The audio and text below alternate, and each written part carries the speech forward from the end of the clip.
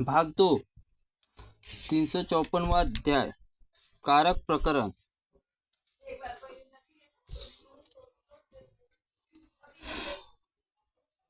प्रेरक, अनुमंतुक और अनिराकृत। जो दान के लिए प्रेरित करता है प्रेरक है, जो प्राप्त हुए किसी वस्तु को अनुमोदन करता है वो अनुमंतुक है, और जो प्रेरक अनुमंतुक है अपितु और किसी दी हुई वस्तु को स्वीकार कर लेता उसका निराकरण नहीं करता वो अनिराकतुर्क। संप्रदान चतुर्थी। इस पूर्वोक्त नियम से अनुसार संप्रदान में चतुर्थी विभक्त होती है। तीनों संप्रदान में क्रमशः उदाहरण दिए जाते हैं। एक नरो ब्राह्मण गाय दादाती है। यह मनुष्य ब्राह्मण गाय देता है। यहाँ ब्राह्मण प्रेरक संप्रदान होने के कारण उसमें चतुर्थी विभक्त हुई है। ब्राह्मण लोक में प्राय यजमान गोदान के लिए प्रेरित करते हैं, अतः उसे प्रेरक संप्रदान की संज्ञा दी गई है। नरो नुपतये दास ददाती। मनुष्य राजा दास अर्पित करता है। यहाँ राजा दास अर्पण करने का कोई प्रेरणा नहीं दी है, केवल प्राप्त हुए दास को ग्रहण करता है। अनुमोदन क्रिया है, इसलिए इसका अनुमंतुक संप्रदान अतएव नुपतय चतुर्थी विभक्त प्रयुक्त।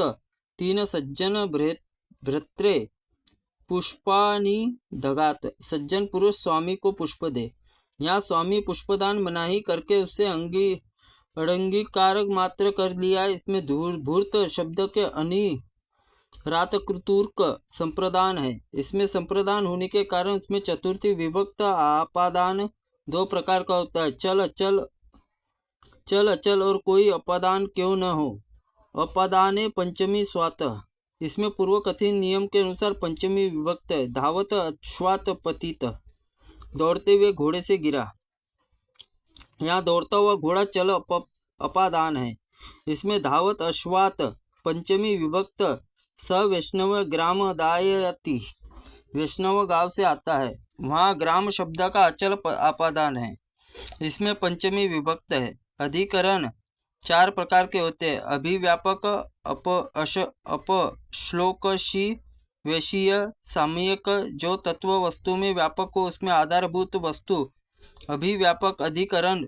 यथा दधीन धूतम, दही में घी है। तेलुव तेलश देवायथम, तिल में तेल है, देवताओं के उपयोग आता है। यहाँ घी, दधी और तेल तिल में व्याप्त है। इसके आधारभूत में दही और तिल व्यापक अधिकरण। आधारो यो धिकरण विभक्तिस्त्रम सप्तमी। पूर्वोत्तमी नियम से अनुसार अधिकरण सप्तमी विभक्त होती है। प्रस्तुत उदाहरण में दधीन, तिलेशु और इन पदों में नियम में सप्तमी विभक्त हुई है। अब अपश्लेषिक अधिकरण बताया जाता है। कपि गुरुहे त्रितेष्ट विक्षे च तिषेद। बंदर घर में उपस्थित होता है, वृक्ष पर भी स्थित होता है। कपि आधारभूत पे जो गृह वृक्ष उन पर सटकर बैठा है, इसलिए उसमें अपश्लेषिष अधिकरण माना गया। अधिकरण होने से गृह वृक्ष और पदों में सप्तमी विभक्त प्रयुक्त हुई है। वैषम्य अधिकरण बनाते हैं। विषय भूत में अधिकरण वैशीय कहते हैं। जल मत्स्य वने सिंह। जल में मछली, वन में सिंह। जहाँ जल है वहाँ विषय है और मत्स्य सिंह विषयी विषय भूत और अधिकरण के सप्तमी विभक्त। अब सामयिक अधिकरण बताते हैं। गंगाएं घोषो बसती है। गंगा गौशाला में बसती है। गड़ा में गौशाला में बसती है। गड़गा का अर्थ है गड़गा के समीप। सामीप्य अधिकरण होने से गड़ंगा सप्तमी विभक्त ऐसे औपचारिक माने गए जहाँ मुख्यार्थ बाधित होने पर भी उसमें संबंध में अनुक्त अनंतर प्रीति होती है। जहाँ लक्षणा होती है गौरवाहिक इत्यादि स्थलों में गो शब्द में मुख्यार्थ बाधित होता है, वहाँ स्वदूष लक्षित करता है। इसी तरह वाक्य प्रयोग औपचारिक कहते हैं। अनिभीत होकर कर्ता तृतीया तथा छठी विभक्त होती है। यथा विष्णु संपूज्यते लोको द्वारा विष्णु पूजते हैं। यहाँ कर्म प्रत्यय हुआ, कर्म उक्त और कर्ता अनुक्त हुआ, इसलिए अनुकर्ता लोक शब्द में तृतीय विभक्त हुई है। या तेन गत्वेंत तस्वे गत्वेंतम, उसको जाना चाहिए। जहाँ उपयुक्त नियम के अनुसार तृतीया षठी दोनों प्रयोग होता है, षठी का प्रयोग कुदंत योग में होता है। अभिहित कर्ता और कर्म प्रथमा विभक्त होती है, इसलिए विष्णु प्रथमा विभक्त हुई है और भक्त हरि प्रणेते है।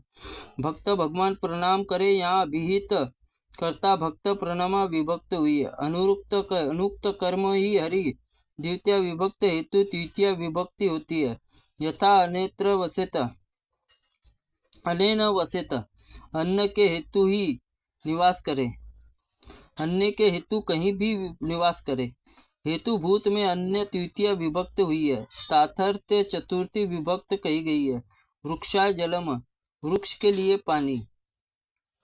यहाँ वृक्ष शब्द में ताथर्थ प्रयुक्त चतुर्थी विभक्त हुई है। परि उप आड़ आदि योग में पंचमी विभक्त हुई है। यथा परिग्रामत पुरा, बलवत पुष्टो य देव, गांव से दूर कुछ दूर हटकर देव पूर्व काल में बड़े जोर की वर्षा हुई थी। इस वाक्य में परि के साथ योग्य कारण ग्राम शब्द में पंचमी विभक्त हुई है।